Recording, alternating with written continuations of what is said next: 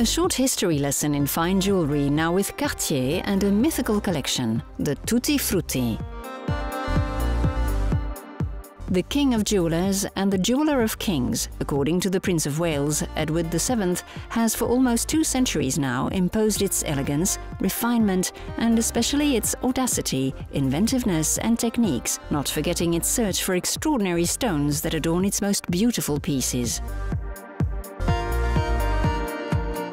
And it is all about precious and engraved stones with the Tutti Frutti collection and their special and very light arrangement, which still seduces elegant women who wear the models with delight, models that have adorned the most distinguished necks and crowned heads. Alors, ce qu'il est intéressant de noter, c'est que ce que l'on appelle aujourd'hui. What you'll notice is what we call the Tutti Frutti style today, which consists of mixing precious engraved stones of 2 or 3 colors, either blue and green or red, green and blue. So emeralds, rubies and sapphires was created in 1925 under the influence of India. That is to say, early on Cartier was interested in India, and notably jewellery creation, and created an office in Delhi in 1911, not to sell to clients of the Maharadjas, but to acquire stones. Non pas pour vendre à la clientèle des Maharadjas, mais pour acquérir des pierres. Et ces pierres, donc, nous les avons fait venir à Paris. And these stones, we brought them to Paris, and the creations were born for Western clientele to start with, using these engraved stones that weren't at all in the Western tradition, in the French tradition of faceted stones and the traditional play with light. Et du jeu traditionnel avec la lumière. Et ce goût indien a été appelé par les spécialistes de joaillerie uniquement dans les années 60. And this Indian flavour was called by jewellery specialists only during the 60s Tutti Frutti, thanks to the idea of these fruits, these flowers, and especially the very flamboyant colour mix.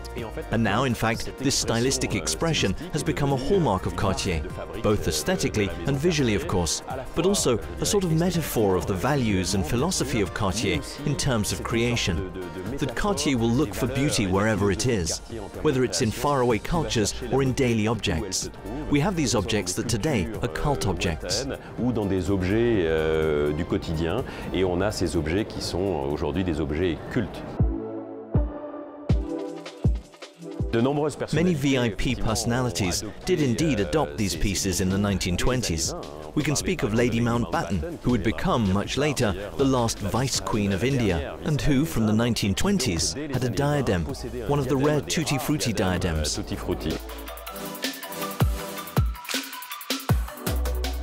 Et ce qui est intéressant de signaler par les personnalités qui ont. And what's interesting to point out, thanks to these personalities that adopted this creative expression, is both the audacity and the free spirit of the clients that was as daring as the creation itself, meaning one had to stray from the beaten path to wear this kind of object.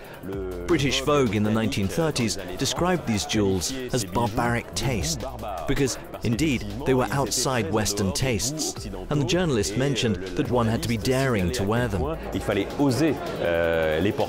And what was very audacious in the 20s and 30s has today become a great classic of jewellery.